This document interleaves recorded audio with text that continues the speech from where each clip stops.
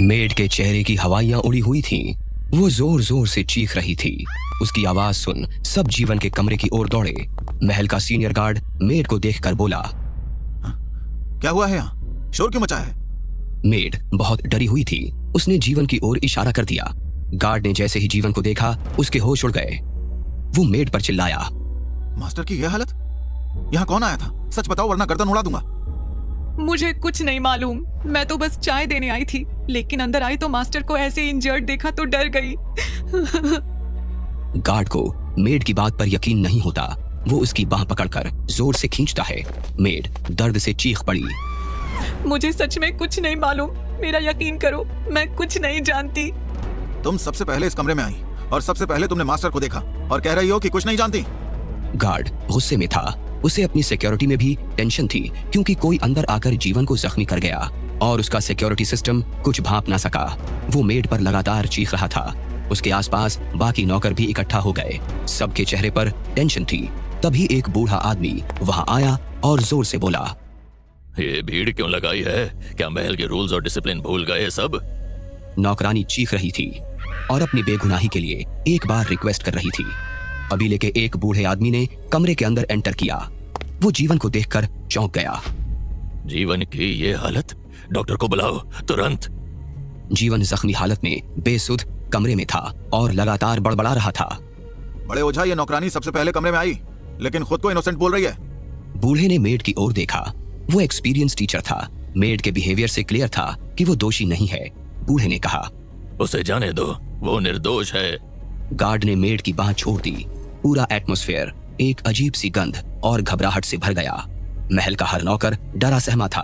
अभी तक जीवन के घायल होने की खबर देवराज और गायत्री तक नहीं पहुंची। उनके आने के भय से वहां मौजूद हर शख्स कांप गया। ये जो भी हुआ है वो माफी के लायक नहीं। हम सच पता लगा लेंगे और तब होगा सजा का तांडव। उसकी बात सुनकर हवा में जैसे ब्लड उड़ने लगा।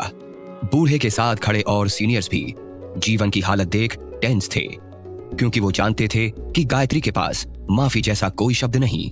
वो 4 आंखों वाली एक वैम्पायर है जिसकी उंगलियों में ब्रह्मांड की ताकत भरी है। जीवन अब चीख रहा था और अपने बाल नोच रहा था। मर रहा हूँ, मुझे छोड़ दो, मेरी आंतें मत निकालो, बचाओ बचाओ। वो सामने कोई है, जाओ राक्षसों को बुलाओ।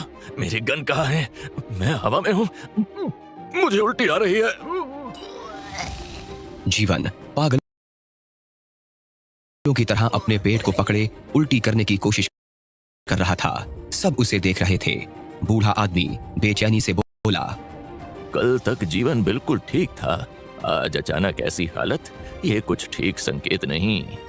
ऐसी कौन सी शक्ति है जो इस महल में आकर जीवन को नुकसान पहुंचा गई? हमें डॉक्टर्स के ओपिनियन का वेट करना होगा। देखते हैं वो क्या कहते हैं। जीवन अपने हाथ पैर पटकने लगा। ऐसा लग रहा था जैसे कोई उस पर दबाव बना रहा है। डॉक्टर ने उसका मुंह जबरन खोला और कुछ दवाएं उड़ेल दी। जीवन की आंखें बंद होने लगी। डॉक्टर्स बाहर आए तो बूढ़े ने पूछा, कैसा है जीवन? हुआ क्या उसे? देखिए, उसने अपने दिमाग पर कंट्रोल खो दिया है। ऐसा लग रहा है जैसे किसी ने उसके माइंड पर अटैक कर दिया हो। ये क्या बकवास है? उसका दिमाग बिल्कुल ठीक था, तुम उसे ठीक करो। रिलैक्स, हो सकता है यहाँ किसी राक्षस की अदृश्य शक्ति ने घुसपैठ की हो। हमें जांच करनी होगी। ये हो ही नहीं सकता। इस एरिया में क्या, हमारे पूरे कबीले में कोई भी दुश्मन सांस नहीं ले सकता। डॉक्टर, तुम ठीक से जीवन को देखो। अभी वो कुछ ठीक है, दिमाग को शांत करने की दवा दे दी है, लेकिन अगर वो ऐसे ही चीखते रहे तो हमें कुछ और सोचना होगा। उन लोगों के बीच खड़ा एक आदमी आगे आया और बोला, मुझे शायद कुछ मालूम है। क्या मालूम है? हमें जल्दी डिटेल्स दो। कुछ दिन पहले मास्टर के चौथे बेटे को तीनों भाई बहनों ने पीटकर मार डाला था। ऐसा? लेकिन क्यों? इनके बीच झगड़ा हुआ था। आदित्य मर चुका था, लेकिन अदिति ने उसे बचा लिया। ये क्या बोल रहे हो? उस बेकार आदित्य के लिए अदिति के अंदर इतनी दया नहीं हो सकती। यही सच है, लेकिन आदित्य इतना यूजलेस है कि वो अपनी सेफ्टी भी खुद नहीं कर सकता। वो जन्मजात दुष्ट है। सुना है इसने पैदा होने से पहले ही अपनी बहन की सारी एनर्जी चूस ली थी। ओह, लेकिन सोचने की बात यह है कि जब आदित्य को इस एरिया में आना अलाउ नहीं, तो वो यहाँ कैसे आया? भले ही वो इस एरिया में आ गया, लेकिन जीवन इतना केयरलेस कैसे हो सकता है जो एक मंद बुद्धि से पिट गया? आप ये कैसे कह सकते हैं कि जीवन आदित्य से मार खाकर इंजर्ड हुआ है? क्या उसके अंदर इतनी कैपेसिटी है कि वो एक ट्रेंड एग्जॉर्सिस्ट को हरा दे? सभी जीवन के इस सिचुएशन को लेकर इतने टेंस थे कि उनके चेहरे की नसें फूलने लगी थीं। तभी किसी के कदमों की आवाज से वहां मौजूद हर इंसान हड़बड़ा गया। सबकी नजरें सामने से आते एक आदमी की ओर उठ गईं। ये कोई और नहीं, चैतन्य रायचंद था, अघोरी कबीले का भाग्य विधाता। चैतन्य के चेहरे का ऑरा ऐसा था कि आसपास रोशनी का एक रिंग बन गया। वो धीरे धीरे जीवन के रूम की ओर बढ़ गया। सभी लोग अपनी कमर झुकाकर उसका वेलकम कर रहे थे। चैतन्य ने जीवन को देखा, एक लंबी सांस ली और कहा, जीवन रायचंद फैमिली का मेंबर है। क्या तुम्हें लगता है कोई राक्षस या पिशाच जीवन को नुकसान पहुंचा सकता है? चैतन्य की बात सुनकर सन्नाटा छा गया। कोई अब कुछ नहीं बोल रहा था।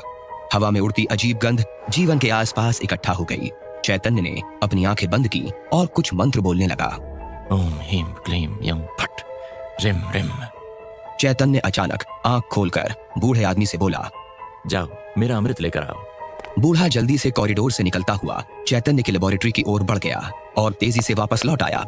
उसके हाथ में कांच की एक सुंदर सी बोतल थी जिसमें हरे रंग का लिक्विड भरा हुआ था। बूढ़े ने बोतल चैतन्य के हाथ में पकड़ा दी। ये अमृत हजारों लोगों की लाइफ बचा सकता है। जीवन जल्दी ठीक हो जाएगा। चैतन्य ने बोतल से कुछ बूंदें निकाली और जीवन के मुंह में डाल दी। जीवन ने धीरे से आंखें खोली और वो कुछ रिलैक्स महसूस करने लगा।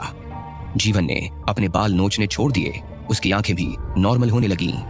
मुझे बताओ जीवन, तुम्हारे साथ क्या हुआ? चैतन्य की बात सुनकर जीवन ने उसकी ओर देखा। मैं कहाँ हूँ? मुझे क्या हुआ है? तुम अपने घर में हो और सेफ हो। हम सब जानना चाहते हैं तुम्हारे साथ क्या हुआ था। जीवन अपने दिमाग पर जोर डालकर याद करने लगा। इधर आदित्य अपने कमरे में ध्यान में बैठा था। उसकी आंखें जीवन के कमरे को आराम से देख पा रही थी। आदित्य के होठों पर स्माइल आ गई। तुम्हें हमेशा इन अंधेरी सुरंगों में घूमना होगा जीवन। तुम वापस नहीं आ सकते। इतना कहकर आदित्य ने अपनी उंगलियों को मूव करना शुरू कर दिया जैसे वो मैजिक कर रहा हो। अचानक से आदित्य जोर जोर से हंसने लगा। उसकी आवाज इतनी भयंकर थी कि जीवन अपने कानों में साफ सुन पा रहा था। जीवन अपने कानों पर हाथ रखकर चीखने लगा। आदित्य की हंसी बढ़ती जा रही थी। क्या था आदित्य की हंसी का राज, और क्या सच में जीवन अपनी याददाश्त खो चुका था? जानने के लिए बने रहे हमारे साथ सिर्फ कुक्कू FM पर।